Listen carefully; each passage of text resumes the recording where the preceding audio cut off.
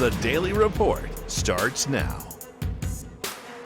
Our top story today, a tense hearing on Capitol Hill. Lawmakers from both sides of the aisle grilling former special counsel Robert Mueller about his 22-month investigation into Russian collusion. Well, I'm reading from your report.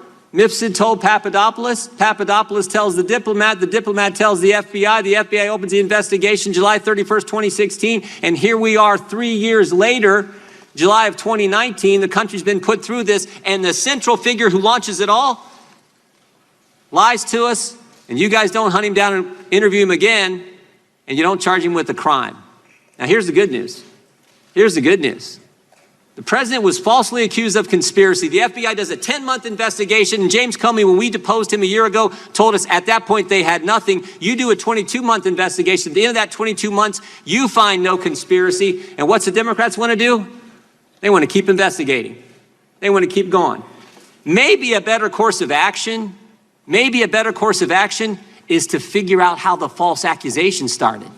Maybe it's to go back and actually figure out why Joseph Mifsud was lying to the FBI. That was Republican Representative Jim Jordan out of Ohio tearing into Mueller on the origins of the investigation into President Donald Trump and the allegations that he colluded with Russia. Representative Jordan was talking about a man named Joseph Mifsud, who is the person that started the entire investigation into then candidate Donald Trump. Jordan sounding off on the question of why Mifsud was never charged with a crime for lying to the FBI.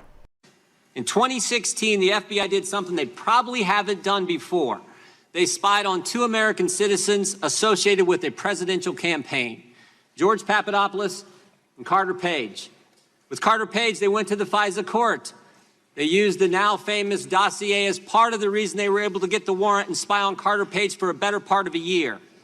With Mr. Papadopoulos, they didn't go to the court. They used human sources. In one of these meetings, Mr. Papadopoulos is talking to a foreign diplomat, and he tells the diplomat, Russians have dirt on Clinton.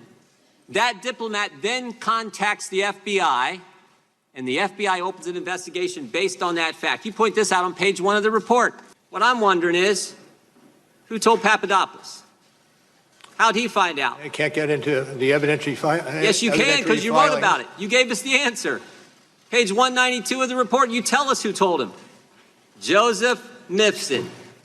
Joseph Mifsud's a guy who told Papadopoulos, the mysterious professor who lives in Rome and London, teaches in 2 different universities. This is the guy who told Papadopoulos. He's the guy who starts it all. And when the FBI interviews him, he lies 3 times, and yet you don't charge him with a crime.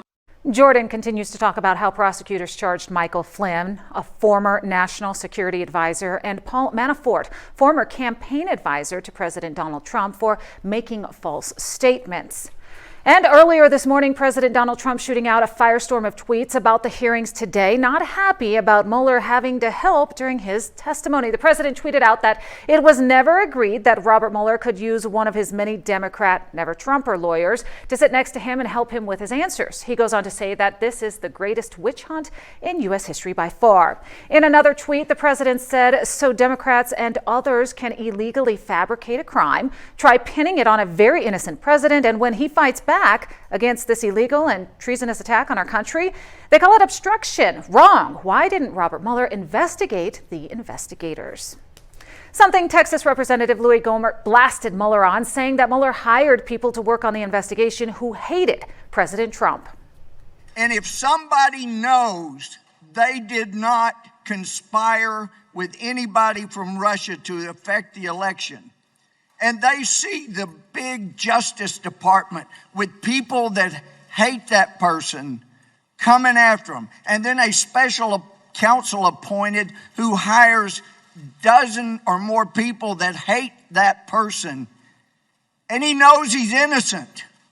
He's not corruptly acting in order to see that justice is done. What he's doing is not obstructing justice. He is pursuing justice. And the fact that you ran it out 2 years means you perpetuated injustice. Mueller was given the opportunity to answer Gohmert's questions, but Mueller declined, simply stating, I take your question. And Representative John Radcliffe, who is a former prosecutor himself, tore into Mueller as well, saying that Mueller violated Justice Department principles by writing in his report, then repeating in his public statement that the report did not exonerate President Trump. Can you give me an example other than Donald Trump where the Justice Department determined that an investigated person was not exonerated because their innocence was not conclusively determined? I cannot, but this is a unique situation. Okay, well, you can't. Time is short. I've got 5 minutes. Let's just leave it at you can't find it because I'll tell you why. It doesn't exist. The special counsel's job, nowhere does it say that you were to conclusively determine Donald Trump's innocence or that the special counsel report should determine whether or not to exonerate him. It's not in any of the documents. It's not in your appointment order. It's not in the special counsel regulations. It's not in the OLC opinions. It's not in the Justice Manual, and it's not in the principles of federal prosecution. Nowhere do those words appear together because respectfully, Director, it was not the special counsel's job to conclusively determine Donald Trump's innocence or to exonerate him, because the bedrock principle of our justice system is a presumption of innocence. It exists for everyone. Everyone is entitled to it, including sitting presidents.